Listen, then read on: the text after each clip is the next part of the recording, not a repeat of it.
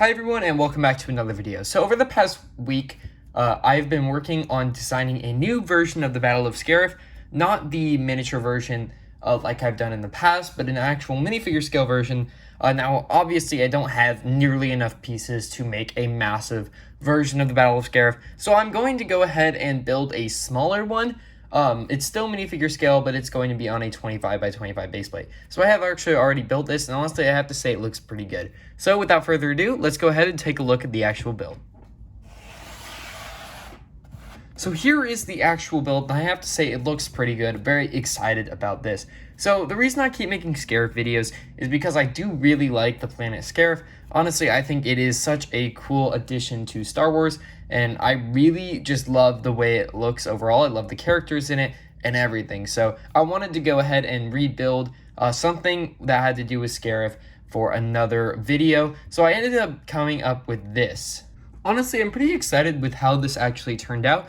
So without further ado, let's go ahead and take a look at some of the actual details that I put in this build. So for this build, I kind of wanted to take more of a Battlefront approach. So that's why you see this kind of control panel over here and some extra troopers. I kind of wanted to give it more of a sense of it's in Battlefront, not really from the movie. So that's what I kind of tried to portray here. But overall, I do think it looks pretty good. I think it turned out pretty well. So let's go ahead and look at some of the details that I added along the way. The first detail I want to go over is actually the bushes over here. So you'll remember in my previous Scariff video, I did use a lot of these pieces to make kind of like the palm tree look. Now you'll notice on this build there aren't actually any palm trees. That is mainly because I do not own any or didn't really want to build any.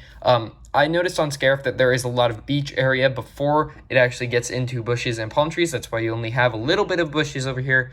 I didn't want to put too many bushes and greenery on it, so it didn't look like it was like a beach. So I decided to do something like this, and honestly I think it looks pretty good. I think it gets the idea across.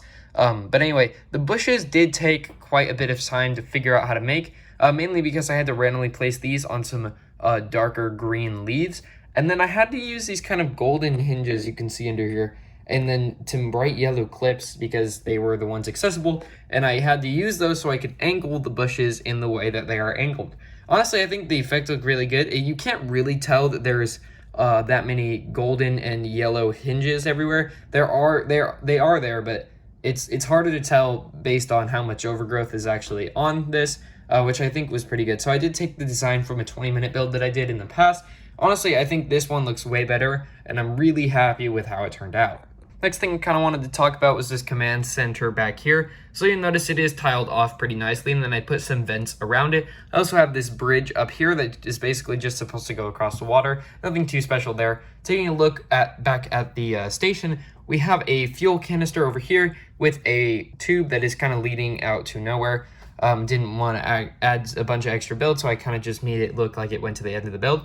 You'll notice here we also have this nice sticker panel, which is a sticker panel that was used from a set. I'm not really sure what set it goes to. Kind of just found it in my 2x2 bin, so I kind of just went with that. I think it looks pretty good. Gets a little bit of the idea across. And then we also have an antenna up here that looks really nice. And then if you look over here, you'll notice we do have some crates and a detonator on top. There is nothing in these crates, as you can see. They are purely empty. I just wanted to add a little bit of extra detail, like there was something in there, like some weapons or something, or to kind of give some extra protection against blaster bolts for some of these stormtroopers.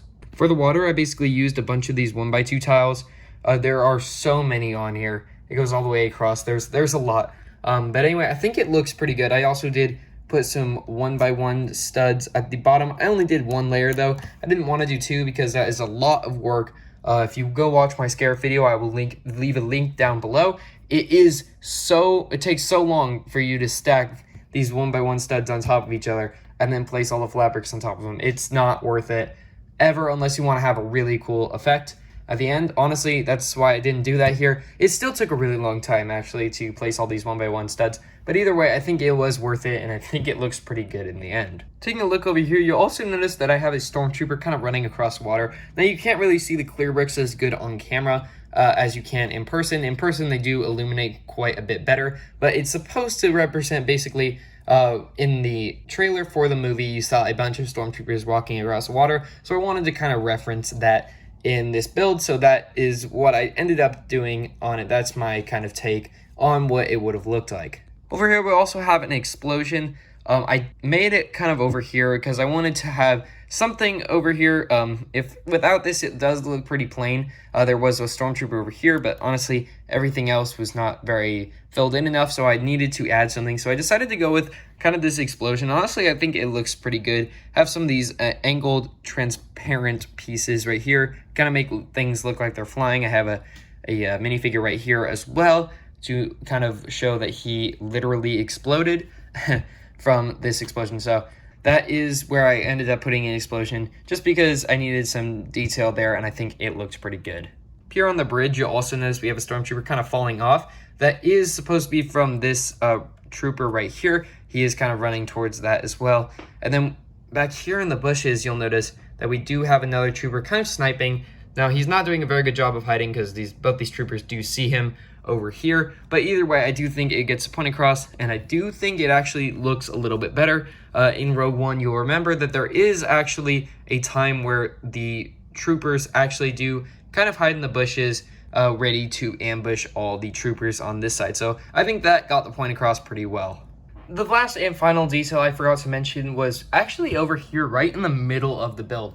You see we have Turret, and he is actually beating up a stormtrooper. Now, I kind of wanted to reference that part where he was surrounded by stormtroopers and he ended up annihilating all of them. So I did this little scene right here to kind of just show how he's absolutely way overpowered when it comes to stormtroopers. And honestly, I think that looked pretty good as well. I think it really added to the build. There wasn't much going on in the middle anyway, so it was nice to have something that I could add and make it look a little bit better. So anyway, this was one of my longer builds, and it did take a while to make, about a week total. So if you guys like it, make sure to leave a like down below. Thank you guys so much for watching, and I'll see you in the next video.